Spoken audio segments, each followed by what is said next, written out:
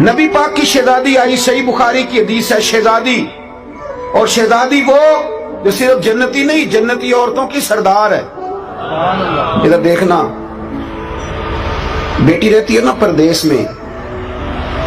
تو اس کے سر درد کا پتہ باپ کو چل جائے نا، ماں کو، کہ اس کو وہاں سر درد ہے، تو یہاں بوڑھا باپ اور ماں ساری رات سوتے نہیں۔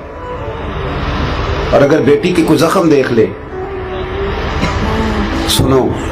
ہم سب رونا روتے ہیں، بیٹیاں بڑی دکھی ہیں، پر کوئی اتنا غریب ہے جس کی بیٹی اتنا کام کرتی ہو کہ ہاتھوں پہ چھالے پڑ جائیں؟ ہے کوئی؟ پر صحیح بخاری دیکھو نا، سیدہ عائشہ صدیقہ رضی اللہ تعالیٰ عنہ فرماتی ہیں کہ سیدہ فاطمہ نے چھالے دکھائے، آگے چھالے دکھائے،